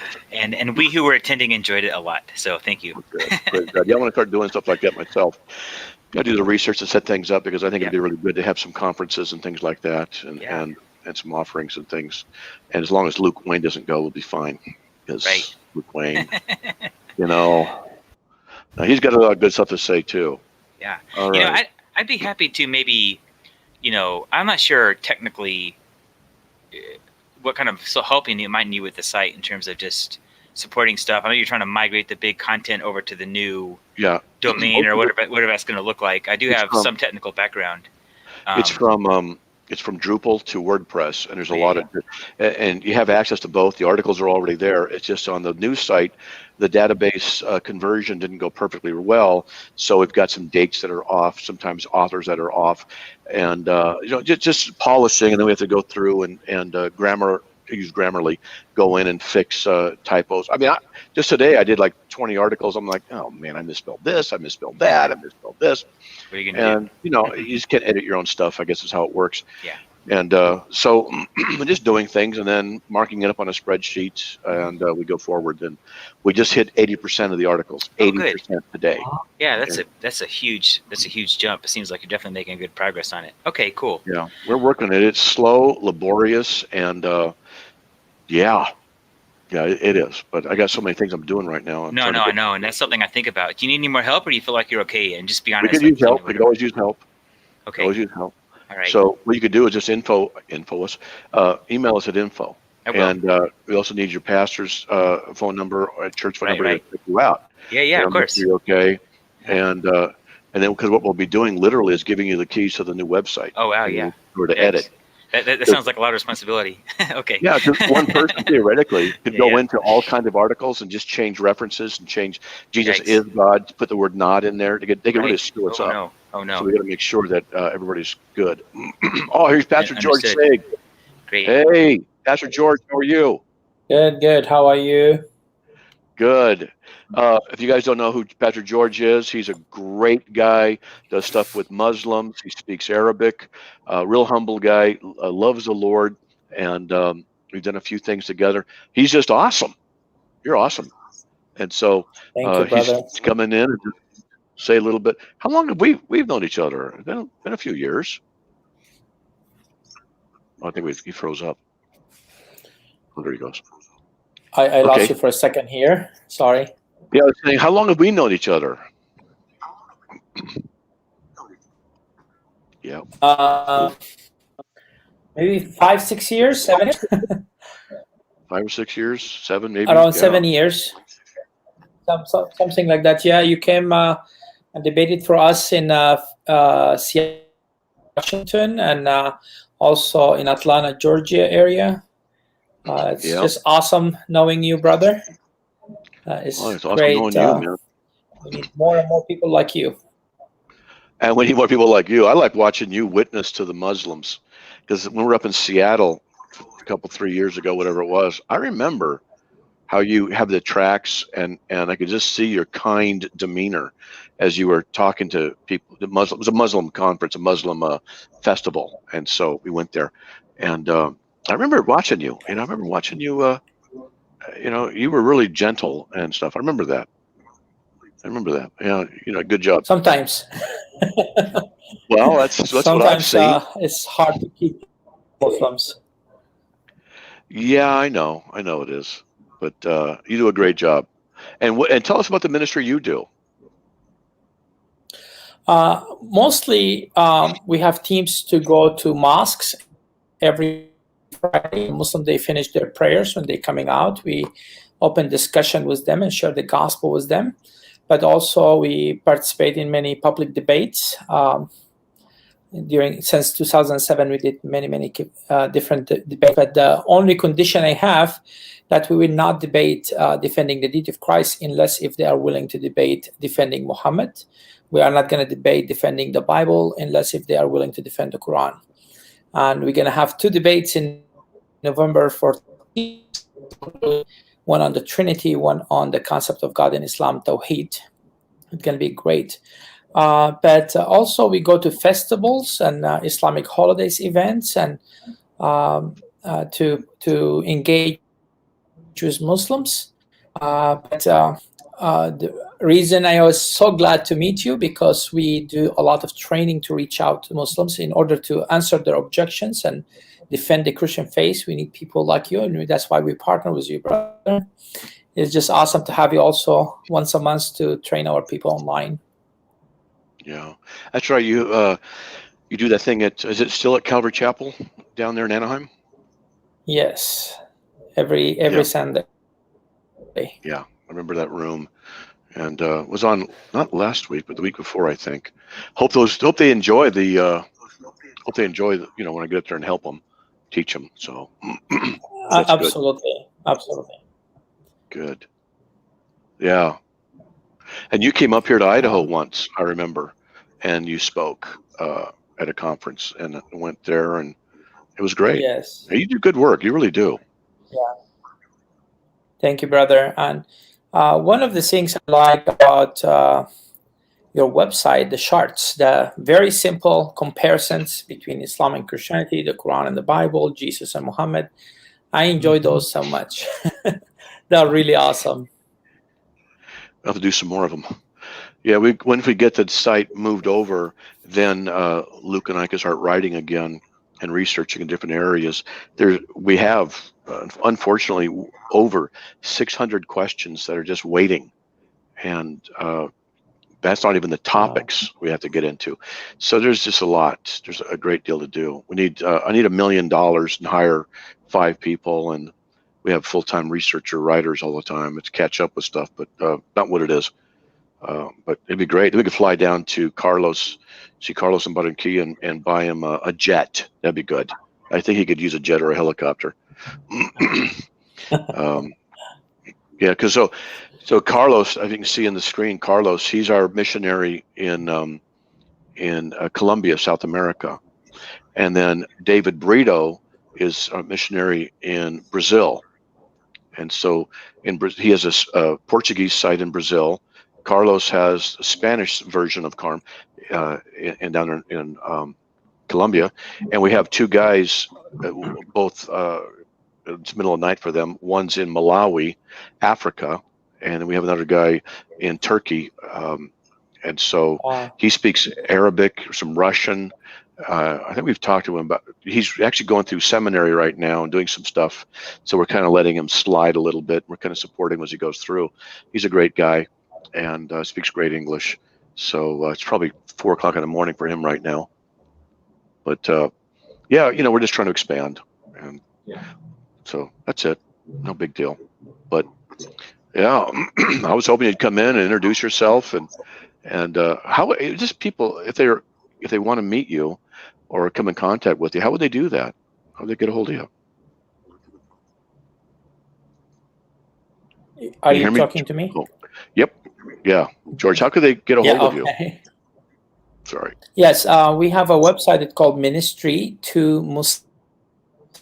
Ministry to Muslims.com. Ministry to Muslims. And that's where ministry to Muslims.com, and that's where we have our training videos and also some articles, and also how they can partner with us in different events. There's a calendar there of different outreaches. If someone wants to start an outreach to the mosques in your city, your state, wherever you are, we'd be more than happy to provide gospel material free of charge. Nothing you need to pay. And if you wanted to reach every house in your city, this way we guarantee we don't skip any Muslim.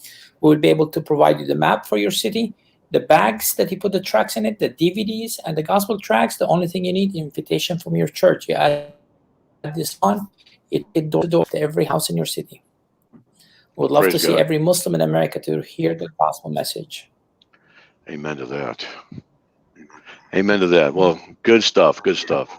And also, Pastor George, Luke Wayne, he works with us at CARM. He's in Salt Lake City. He's been with us for 5 years almost. Wow. So he does a lot of writing and researching as well. So we have Luke and Carlos and Dave. They all work with us at CARM. And my wife, you've met her, of course. She's in the other room. Hello. She was in earlier stuff. Don't know if she's listening still, but yeah. Well, anybody else got anything they want to add?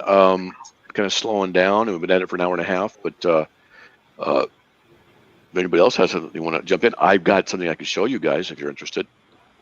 It's I just threw together some versions of CARM from the early days that I can show you what it looks like. And I have to warn you that they're pretty bad. And let's see if I can do this. Whoops, that didn't work. Let's try this. I'm going to share my screen. And the resolution, there we go. We'll see if it, let's just say click to add. Oh, I see what that is. Click that out. And then, I don't know why that little half circle's there, but that's all right. That's what it is. Not a big deal. Okay, so I'm going to share my screen and show you guys some of the early versions of CARM. And they're not very good screen captures, though, but you'll see. Here we go. So that's what CARM kind of looked like to begin with. Oops, sorry. To begin with, it's pretty bad. Different colors on the right, and I put that stuff in the middle. The present logo is there only because the original one was lost in the archive place, and I had a banner to the left here, so not a big deal, but that's what it looked like, and it was pretty ugly. In fact, I couldn't capture the rest of this, but underneath it was a table, just a grid down below in here, and it had Mormonism, Jehovah's Witnesses, and things like that, so that you could click on it and go to the respective pages. Then from there, we went to this. Oh, there we go. I don't know what that add title thing is there. I could get rid of that because I just threw this together. And the logo was right here in the middle, and that logo has been lost. I got it back in my graphics someplace. And this is when I started putting things on the side, and that's what it looked like. This is me doing all the work. This is not someone who's competent.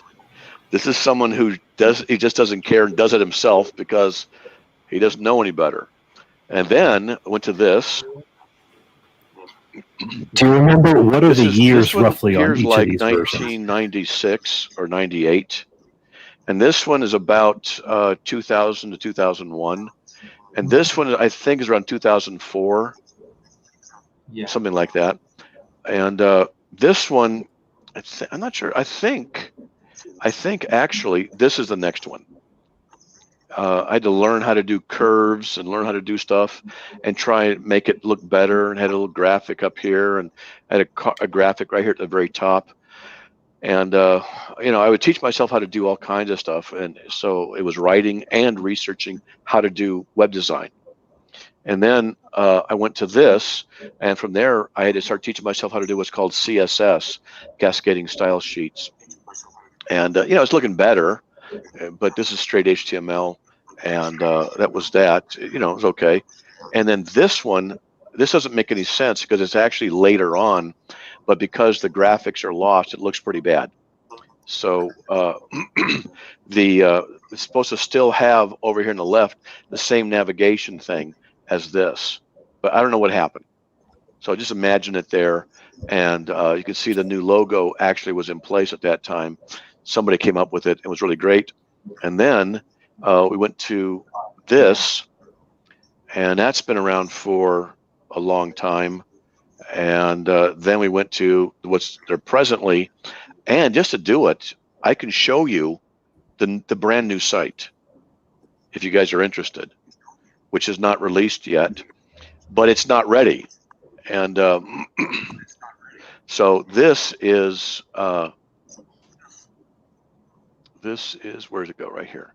So it's still got a lot of work to be done. We've got another 2 months of work, and this is the new version. Let me get out of there. And so it's in maintenance mode right now. And this area down below is not done because it's just part of the template. We'll work on that last. And we have up here, we have different things and just pulled out. You know, it just looks more modern. That's all. And about and things like that. Our writers, we're going to expand this out. Amazon wish list, the home. This is navigation. This navigation thing, the designer and I spent weeks trying to hammer out. Weeks, because how do we get the navigation system to work for a site that is absolutely huge, and yet make it simple? It really had a lot of challenges that we can't get into, but we had decided to do this so that apologetics would have these different areas underneath it, and Christian living, you can see there, and Christianity, and we've got early church fathers. We've got international stuff, which is not formatted out yet. We got minor groups. So, for example, I'll go back to that. We have questions on different topics. Okay, you can see there's just quite a bit of topic areas, and I've been working on this format for, I don't know, 15, 20 years, believe it or not. We have secular issues, abortion, atheism, creation, evolution, homosexuality, relativism. We have stuff on the Bible. And we had to compromise on this, how to do Bible stuff, the Bible devotions, maps, studies, verses by topic, Bible difficulties, because normally these have their own sections, and this menu was becoming too big. So we really had to struggle. And then we got world religions, Baha'i, Buddhism, stuff like that. And so if we were to click on, say, let's do Islam because George is here. So we still have, you know, some tweaking and some things to do. You can see it's really nice and clean, and we're going to change the fonts here and do some other stuff. But we have to go in and put all these links in, and look at all these articles are written, geez, and then link everyone, go in and do a fresh link to each thing for every single page that has all kinds of stuff in it. And so let's see, and we have not yet got the article format done yet. It's got this this background thing behind it, these lines. Those are all going to come out, and this is just a holding place. And the format's not ready yet. You can see it's too big, not formatted out right, and that'll take another week to go through as we tweak things. Not a big deal, but that's what we're going to have. We're going to have on the right-hand side, we're going to have this search engine always in the same place up here. It'll rotate with. We're going to have various things go here. We're going to have advertisements because we've got to get funding, and related things that are just related with graphics. We're going to It's a whole other job we're going to have to do is go through and find graphics. It's a major job. And the web guy says this thing here, keyword and category index, it's not done yet, but it's going to auto-generate things. So you can go here and get different stuff. He says it's an interesting concept. I've not seen it work, so we'll just see how it works. We have the latest on CARM coming up here. You know, when we get things going, new website, new hosting, you can see we're still developing it all. Media, testimonies, book and movie reviews. So we really had to spend a lot of time figuring out the navigation. And so what we can do is, let's see, I'll get all this stuff down here. I got a lot of windows open. I have lots of stuff that I do all the time. So let's see, there we go. So when you take this, see the menu, see how the menu's like right here? When you take this and you go different sizes, now it overlaps, so that's got to be fixed. And then when you get smaller, it looks good, and then it turned into a hamburger menu. And then, so you can imagine how tough it was to get the navigation to work right, and there's still a lot of tweaking. And the guy who's doing it is a Christian, and he used to use CARM. He used to use CARM years ago. And so he's delighted, he said, to help. We're paying him. But I even said today, I was texting him, I said, man, I feel sorry for you. I don't think you realize how big a job this is. And he said, yeah, it's by far the biggest site he's ever done. Nothing ever comes close in its massiveness. And he is the one who did our dictionaries. He converted our dictionaries over. So what are our dictionaries? Dictionaries. Like, I haven't even checked them yet. And so dictionary theology, which now I realize we got to go in. I got to fix that. Ooh, it's another day project. Okay, just stay calm, Matt. Stay calm. Oh yeah, there's so much to do. I wonder if it's got authors and writers is in there yet. Our team, partner with CARM. Anyway, you can see there's just a lot we're doing, and so we've not put anything in our team yet. I have to go up here and edit it, and then I got to get a bio from everybody and put it in. You know what you got to do. And there's just a lot of work, and we're just at 80% doing the articles. In fact, let me show you those. So these are, I could tell you a long story, but I did some computer tricks and got all this into a spreadsheet. So there, I just told you. And so we took out all of the dictionary entries, and so that got rid of about 1,500 entries. So what we do is we have to go through edit, clean the article, removal date, put a category in, keywords, focus, key phrase, SEO title, meta description, internal graphics checking, remove the keywords at the end. Then when you're done, like Luke did this, he did this article, and he puts it, we just put the name in all the areas. We know who did what. And so we have some red things we got to take care of. And you can just see how many articles this is. Just goes on and on and on. I even started getting upset at myself. I'm like, man, you got mental problems. You're writing too much. And so like I put my dates in just to see how many's being done. We're at 80% right here of the articles, if you guys can see that, of just this. And that's just this. Once this is done, there's more. This is a huge project. Huge project. It's massive. And even I didn't have any idea how big it was. And it just shows you I got mental problems. I mean, come on. I've written so stinking much. And that's not even the books I've written, So anyway, I'm just going through and word studies, and then that's the last article. So I'm pretty close to that. And then what I got to do is go up and go to another blank area and start working on stuff like that, and Molinism, and I got to check people's work. And then there's some early stuff we did that we didn't put our or finished name in there yet. But we're evolving. Bible verses by topic. This is gonna be a real problem. I found this out. It's gonna be a real problem to get that working right. We got church fathers, and we got a whole bunch of stuff on Islam too. Anyway, so I'll spend hours in here a day working, and it takes about 45 completed articles to go up 1%. And I can do, on a good day, I can do about 30. It's just, it's a lot. It's just a lot. Yeah. And how often do you actually have a good day? Yeah, that's right. Yeah. I had to prep for this debate with Sam Shimon, so I blew off a couple of 3 days and only did a few. And so I'm back on it at 20 or so today. And, I got to answer emails, phones, do stuff, other things, but and do radio and stuff like that.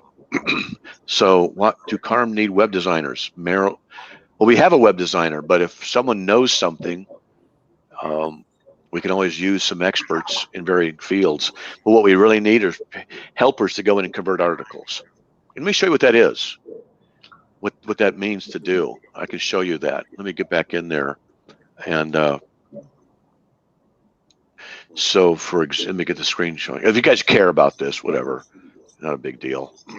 But so what it means is to, for example, you come in and it's a slow server right now. We got to put it in. You put the article title in, it opens up, and then you have the other stuff on the live site there. You have to click in here. You got to come in and open it up. Then you got to remove I've already done it in this article, the author and the date, remove it. Make sure the date corresponds here on this side here. We got to make sure the Christ words are in red. We got to make sure that Grammarly checks this out. That tables fit. If we do that, put in stuff. We got to come in here to do SEO stuff. Put in SEO title, meta descriptions, and that's not even going in here and fixing readability issues. We still have another year of doing that for SEO value. We got to put the categories in. We got to put the tags in. We do all this stuff, and then we can hit update, and then we go mark it on the spreadsheet that we're done. And look at this. We're going to fix this right here. See, here we go. So I didn't finish this one. Then we update it. It updates on the server. Do this thousands of times. Yeah, for days. I have listened to all my music so many times that I can't take it anymore. And so now what I do is I do this, 12 hours of rain. And I put two tabs up at different times, and it gives me a better presentation. So I listen to rainstorms. That's what I'll do. Yeah. So anyway, how about that? So Jay, I was doing a little bit for JL. If you want to help, that's what it's like. That it's mind numbing. You bump into walls. I mean, if you look at Luke Wayne, he used to be good looking when he started this. Look what it did to him. It's not a good thing. And Carlos, really, he's been working with us about 12 years, but he's only 30. And look at him, so you can see how bad it is. And when Pastor George and I started hanging out a little bit together, he had a full head of hair. It was all, dreadlocks and everything. And now look. So, yeah, that's right. So anyway, everybody, that's how it went. That's what's going on. Since I've known you and worked with you, I've developed a know-how. So. Yeah, so this ministry's taken its toll. I got some stories of some pretty bad stuff I had to endure, seriously bad stuff, and some of it I recall still makes me angry. But this is ministry; it's life. And then I got swatted. I got swatted. I've had the FBI involved with stuff. My family's been threatened, and that's just the Mormons. I mean, the Baptists, and stuff. Been followed yeah, I've been followed. We've had things happen at our house, middle of the night, noises. Yeah, for real. Anyway, so I guess that's about Thank it. you. Thank you. Huh? I'm just saying thank you. That's it. All right. Yeah. Well, appreciate you guys showing up. Unless somebody else got anything they want to jump in and say, there's nobody waiting. Oh, just a wretch. You can say something. Hey, man, how you doing? Forgot you down there. Are you there? Hello? Just a wretch? Don't hear you. He's a good guy, though. He goes into the chat room all the time, and he's there. So maybe he'll come back in a little bit. He's probably going, I'm trying to talk. I'm trying to talk. It's not working. So that's cool, man. We got David and Carlos here and Luke here and Charlie and myself, people that are working with CARM. CARM's really influenced a lot of people by God's grace. Nothing but God's grace. That's right. Yeah. Yeah, you just never know. I'm going to tell you a quick story. Involved, What's that? who was it involved from these people with the project he did with David? Oh, who's involved with a project with David Wood here? Just me. Yeah. Oh, you only. Okay. Yeah. The other guys weren't involved there. It was awesome stuff. Yeah. You know, I was going to say two of my favorite stories about CARM. One is I got an email from somebody, and he told me this country or this island, and I had to look it up on Google, and it was a speck in the middle of some ocean, and it was small. And the email said, it was broken English, but it was said, "Thank you very much. You really helped us here." Wow. And then my other one that I just loved was a guy from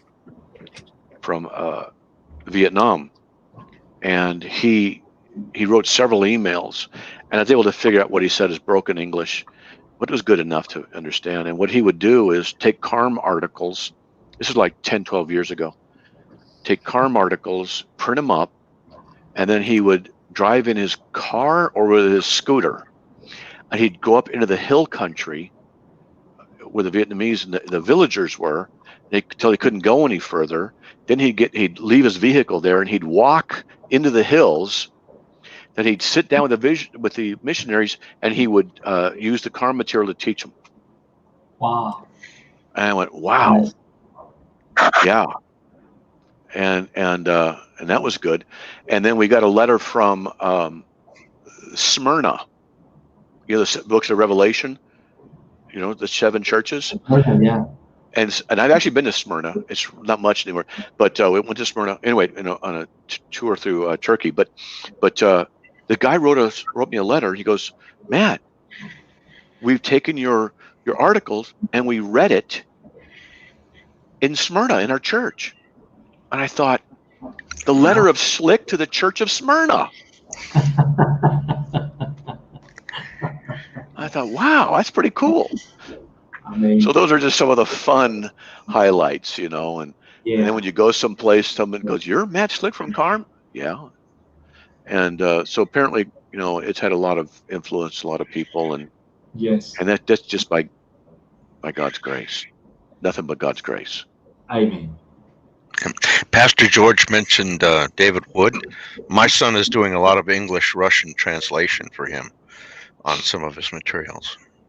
Oh. That's right, Pastor George. You don't know, but Charlie here, his son broke his neck in Southern California many years ago, and he's one of like 12 in the world walking quadriplegics. For real, dead serious, for real.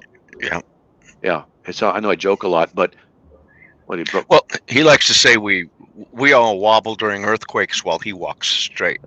So. Yeah, but he did. He was in intensive care, and he's technically a quadriplegic, but he can function, he can walk, he can drive. But it's like, I don't know how to describe it, like someone really drunk and spastic at the same time, kind of. And but but he's a He brilliant with he got pulled over in college with his friends, and the police was going to give him a sobriety test, and they all laughed. Forget it, he's going to fail. Don't even try. And he's a chess genius too, isn't he? Well, you did beat him the last time you played. That's true. Because his son, Chucky, we call him Chucky, is a chess genius for real. And I beat him the last time we played. When was that? Well, Chucky was 9. Yeah, exactly. And even then, I barely beat him. It took everything I had. Yeah, he's going on 49 now. So Yeah. that was 40 years ago. Yeah. And so he says, he called Uncle Matt still. Uncle Matt, we're going to play chess. Hey, I beat you last time. I'm not going near a chessboard with him. He'd clean me up in 1 minute. So I like to brag that I beat him last time we played. 9 years old. I still remember it. I still remember going, crap, he's good. What am I going to do? I barely beat him. At any rate, it was fun. So, all right, everybody. I guess that's it. It's been 2 hours. So, God bless everybody. And JL, email us if you want to, And Pastor George, thanks for coming in. Really appreciate you. You're a great man of God. And you're just a blessing to the body of Christ. You really are. And so thank you. And David Brito is. And Carlos is. And Luke is. Luke is. He's a blessing. No, Luke is a blessing. I tease him a lot. Yeah. Here's my wife one last time coming in. And let's see. There she is. So she's a blessing too. In fact, all you guys are, and Charlie's a blessing and everything. And so what? Well, I just wanted to say, Austin, that I'm proud of you for how hard you work and how much heart you put into CARM, and it's your baby, and God's used you so much, and it's just, it's a blessing to have a husband that's sold out for the Lord. And I can't look at him when I'm trying to be serious. Stop the face. Okay, I'll do the mummy thing. No, it's just, you've touched a lot of people's lives, and you're a hard worker, and I'm just glad to see it and be a part of it. And God's used you and trained you for this kind of work, from a long time ago. We get to see how he's.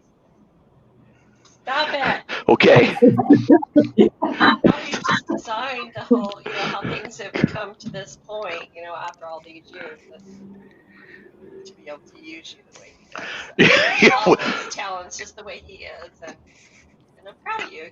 Whoa. You do a great job. Sweet. Yeah, you're very good at what you do. Thank you. Is that the webcam, or did your head visibly swell? He says at the webcam, or did your head visibly swell? Oh, it's getting big. She's helped a lot too. She's made a lot of possible. But there it is. It comes from the wife. You heard all that, right? You guys heard all that, right? Okay, it's documented. Mm-hmm. It's documented, Charlie says. Good thing, because it's never going to happen again. Okay. Anyway. All right. For your support, you guys. Yeah, thanks. All right. Okay. She's got a lot to put up with, obviously, as you can see. One time, I got to tell you something. Just in the mummy face. Once I did this. She starts talking to me, right, about buying a dress, and I go like this. But the whole time she's talking to me, I'm just like this. And for like a minute and a half, right, I'm not moving, just. And after about a minute and a half, she goes, "Are you listening to me?" Because Matt, I go, "Were you talking? You said something about a dress," and then it just went.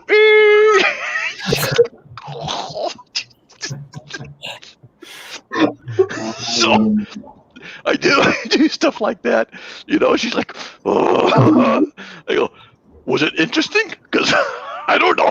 She couldn't get an arm hit, and so stuff like that. I used to do all kind of fun stuff with her. She's like, Ooh, you're so irritating. Because I actually asked her one time, hon, what's my gifting? What's my special gifting? She was being irritating. And I said, well, then, the Bible says you got to perfect your gifts. And she goes, oh, gosh.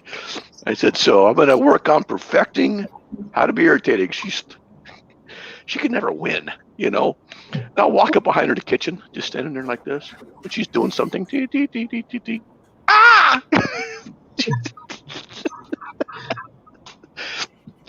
Stuff like that. Don't do that. I was just standing here. What? And she goes, make a noise when you come in. So I go, make a noise. I'm here. She goes, ah!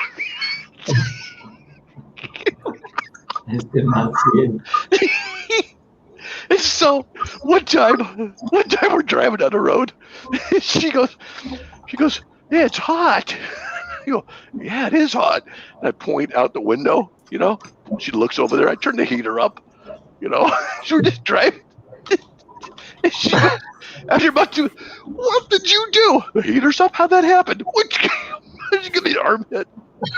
Just stuff. I got a bunch of stuff like that I've done with her, And so there you go. A little bit of fun.